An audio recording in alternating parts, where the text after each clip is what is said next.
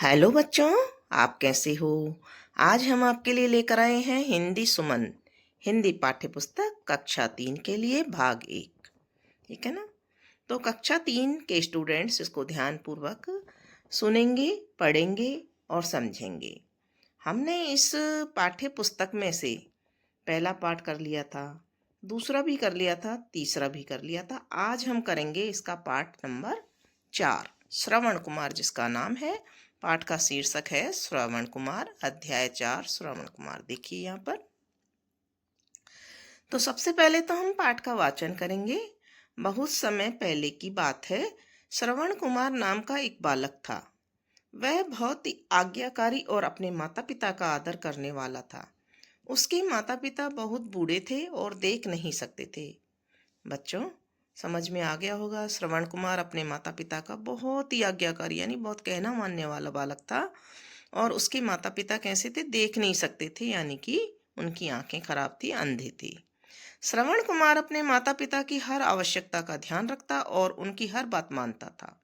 उनके माता पिता को तीर्थ यात्रा करने की इच्छा थी, लेकिन वे खुद चल नहीं सकते थे। तो श्रवण कुमार ने सोचा, मैं अपने माता पिता को कंधों पर बैठाकर तीर्थ यात्रा करवाऊंगा। ठीक है ना। आप कंधों पर कैसे बैठाया उन्होंने? उसने एक मजबूत बांस की सहायता से कावड़ बनाई। कावड़ जानते हो बच्चे, दोनों साइड में एक बांस के दोनों छोर पर दो पल्लड़े से लटके रहते हैं जो मजबूत होते हैं। उस कावड़ में दो टोकरियां लटकाई, जिनमें अपने माता पिता को बिठाया और अपने कंधे पर बैठाकर उठाकर पैदल ही यात्रा पर निकल पड़ा। वह जंगल, पहाड़, नदियां पार करता हुआ माता पिता को यात्रा करवाने लगा। रास्ते में वह स्वयं भूखा प्यासा रहता, लेकिन पहले माता पिता की सेवा करता। वह दिन रात बिना रुके चलता रहा। एक दिन जब जंगल से गुजरते समय उसके माता पिता को प्यास लगने पर वह पानी लेने नदी पर गया, तब राजा दशरथ शिकार खेलने आए और उन्होंने नदी के पास पानी भरने की आवाज़ सुनी और समझा कि कोई जानवर पानी पी रहा है, और उन्होंने तीर चला दिया जो जाकर सीधे पानी से भर रहे जो सीधे कहाँ लगा, पानी भर रहे श्रवण कुमार को जाकर लग गया। तो श्रवण कहाँ था? नदी पर पानी भर रहा था, और दशरथ जी ने जैसे ही तीर चलाया तो वो श्रवण कुमार को लग गया। जब राजा दशरथ वहां पहुंचे तो देखा कि उन्होंने गलती से एक निर्दोष बालक को घायल कर दिया है। श्रवण कुमार ने अपनी अंतिम सांस लेते हुए राजा से कहा, राजन, कृपया मेरे माता पिता को पानी पिला दीजिए। वो मेरी सहायता के मेरी वे बिना मेरी सहायता के असहाय है, यानी कि वो स्वयं नहीं पी सकते हैं, मैं जब तक उनको नहीं पिलाऊंगा। यह सुनकर राजा दशरथ का दिल भर आया। उन्होंने जल्दी से पानी लेकर उसके माता पिता को दिया और पूरी बात बताई। श्रवण कुमार के माता पिता अपने बेटे के खोने से बहुत दुखी हुए। उन्होंने भगवान से प्रार्थना की और इस संसार को छोड़ दिया। श्रवण कुमार की यह कहानी हमें सिखाती है कि माता पिता की सेवा सबसे बड़ी सेवा होती है। हमें हमेशा अपने माता पिता का सम्मान करना चाहिए। तो बच्चों, आपको समझ में आ गया होगा, हमें बड़ों का भी सम्मान करना चाहिए, माता पिता के साथ साथ गुरुजी का भी, अपने जो विद्यालय में पढ़ाते हैं, अपने गुरु होते हैं, या अपने घर में जो बड़े होते हैं उनका सबका हमको सम्मान करना चाहिए। अब आपके इस पाठ के अभ्यास कार्य शुरू हो जाते हैं। तो अभ्यास कार्य में सबसे पहले है बच्चों, आओ बात करें। इस कहानी से आपको क्या शिक्षा मिलती है? तो देखिए यहाँ पर इसका उत्तर देखेंगे।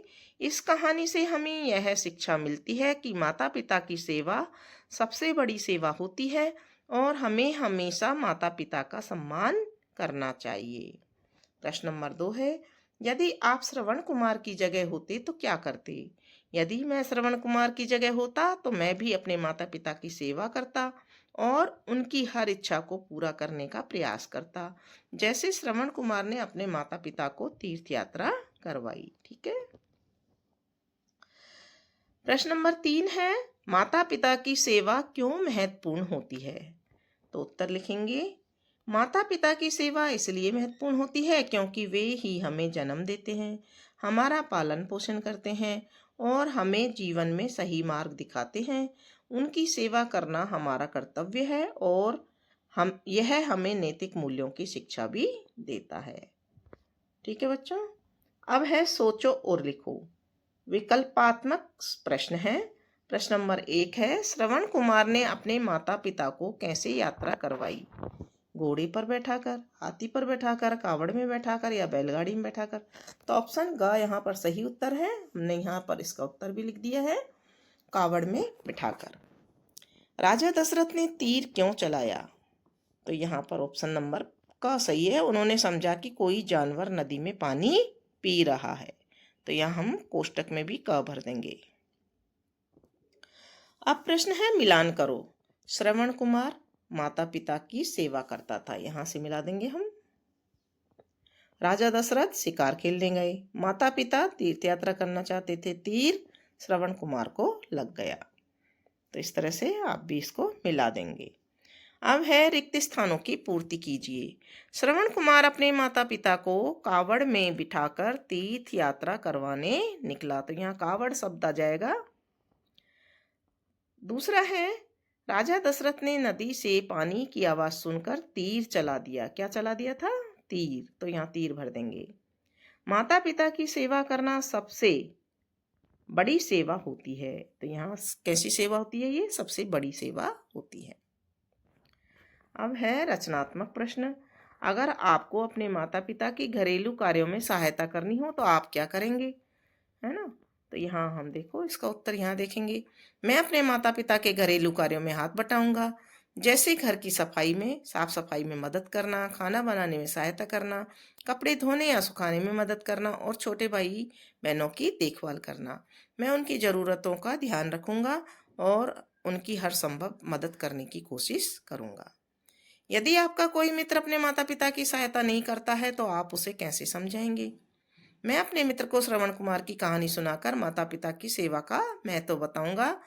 मैं उसे बताऊंगा कि माता पिता ने हमें जन्म दिया है और हमारा पालन पोषण किया है, इसलिए उनकी सेवा करना हमारा कर्तव्य है। मैं उसे यह भी समझाऊंगा कि माता पिता का आशीर्वाद हमारे जीवन में सुख और सफलता लाता है। प्रश्न नंबर 3 है, एक समूह बनाकर यह चर्चा करें कि आप कैसे समाज सेवा कर सकते हैं। तो यहाँ उत्तर लिखेंगे, हमारा समूह मिलकर समाज सेवा के लिए कई कार्य कर सकता है, जैसे वृद्धाश्रम में जाकर बुजुर्गों की सेवा करना, उनका मनोरंजन करना, गरीब और जरूरतमंद लोगों को भोजन, कपड़े और शिक्षा प्रदान करना, पर्यावरण संरक्षण के लिए पेड़ लगाना और स्वच्छता अभियान चलाना, प्राकृतिक आपदाओं में प्रभावित लोगों की मदद करना। प्रश्न नंबर 4 है, श्रवण कुमार ने अपने माता पिता की सेवा के लिए समय निकाला। आप अपने परिवार और पढ़ाई के बीच संतुलन कैसे बनाएंगे? तो श्रवण कुमार की तरह मैं अपने परिवार और पढ़ाई के बीच संतुलन बनाने के लिए एक समय सारणी बनाऊंगा। मैं पढ़ाई के साथ साथ परिवार के लिए भी समय निकालूंगा, जिसमें उनकी मदद करना और उनके साथ समय बिताना शामिल होगा। मैं यह सुनिश्चित करूंगा कि कोई भी काम छूटे नहीं और दोनों को उचित महत्व मिले। 5वां प्रश्न है, दैनिक कार्यों की सूची बनाइए जिनमें परिवार की सहायता के लिए समय दिया जाए। तो मेरे दैनिक कार्यों की सूची इस प्रकार है बच्चों, आप अपने अनुसार भी बना सकते हैं। सुबह जल्दी उठकर माता पिता को प्रणाम करना, नाश्ते में मदद करना, स्कूल या कॉलेज के बाद घर के छोटे मोटे काम करना, जैसे पानी भरना, सामान व्यवस्थित करना, शाम को माता पिता के साथ बैठकर बातें करना या उनकी कोई जरूरत पूरी करना, रात को सोने से पहले बड़ों का आशीर्वाद लेना। फिर 6वां प्रश्न है, यदि अगर श्रवण कुमार ने माता पिता की तीर्थ यात्रा पर न ले जाने का फैसला किया होता तो क्या होता? अगर श्रवण कुमार माता पिता को तीर्थ यात्रा पर न ले जाने का फैसला किया होता तो उनके माता पिता की इच्छा अधूरी रह जाती और वे बहुत दुखी होते। श्रवण कुमार को शायद अपने कर्तव्य की उपेक्षा का पछतावा होता और उनकी कहानी आज भी माता पिता के प्रति समर्पण के प्रतीक के रूप में याद नहीं की जाती। जैसे आज श्रवण कुमार की कहानी हम पढ़ रहे हैं ना, इस तरह से हम नहीं पढ़ते कि श्रवण कुमार कौन था। 7वां प्रश्न है, माता पिता की सेवा नहीं करने पर परिवार और समाज पर बुरा प्रभाव पड़ता है, शिक्षक चर्चा करें। माता पिता की सेवा न करने से परिवार में प्रेम और सम्मान में कमी आती है, जिससे पारिवारिक रिश्ते कमजोर पड़ जाते हैं। समाज में भी ऐसे बच्चों को अच्छी दृष्टि से नहीं देखा जाता है और यह एक गलत उदाहरण प्रस्तुत करता है। शिक्षक इस पर चर्चा करके बच्चों को माता पिता के प्रति सम्मान और सेवा के महत्व को समझा सकते हैं, यानी इसमें जो लिखा है इसके आधार पर वो अपने आप समझाएंगे। अब है भाषा की बात। सूची अ और सूची ब में दिए गए शब्दों को का उच्चारण मिलान कीजिए और अपने शिक्षक या साथियों के साथ मिलकर इनमें अंतर पहचानिए। सोचिए।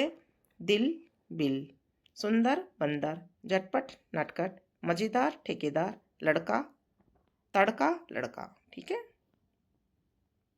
अब चर्चा कैसे करेंगे, अंतर कैसे करेंगे। दिल में द ध्वनि है जबकि बिल में बा ध्वनि है। सुंदर और बंदर में सुंदर में सा ध्वनि है जबकि बंदर में बा ध्वनि है। झटपट नटखट में चटपट में झ ध्वनि है जबकि नटखट में ना ध्वनि है। मजेदार और ठेकेदार में से मजेदार में माँ ध्वनि है जबकि ठेकेदार में ठ ध्वनि है। तड़का और लड़का, तड़का में त्व ध्वनि है जबकि लड़का में ला ध्वनि है। ठीक है, अब है श्रवण कुमार पाठ से 5 अनुस्वार चंद्र बिंदु वाले शब्द छांट कर लिखिए। तो अनुस्वार या चंद्र बिंदु कंधों, अंधे, पहुंचे, प्यास और अंतिम। ठीक है, आप और भी छांट सकते हैं। समास शब्द के साथ सेवा जोड़ने से समास सेवा शब्द बनता है। इसी प्रकार से सेवा शब्द जोड़कर 2 नए शब्द बनाइए। तो हमने बनाए देश सेवा और जन सेवा। प्रश्न नंबर 4 है, नीचे दिए गए शब्दों के विपरीत या उल्टे अर्थ वाले शब्द से रिक्त स्थान भरिए। अपमान, रात, कमजोर और दुख यहाँ दे रखें। हमें बड़ों का सम्मान करना चाहिए। अपमान का उल्टा क्या हो गया, सम्मान। एक दिन, रात का विलोम शब्द दिन, हम मेला देखने गए। फिर उसने, कमजोर का विलोम हो जाएगा मजबूत, उसने मजबूत बांस की सहायता से कावड़ बनाई। पहला रोग निरोगी काया, दुख का जो विलोम शब्द है ना वो है रोग, निरोगी। पहला सुख, इसमें सुख का विलोम शब्द आ जाएगा, दुख का विलोम शब्द सुख। तो पहला सुख निरोगी काया, तो यहाँ हम रोग नहीं लिख के सुख लिखेंगे बच्चों।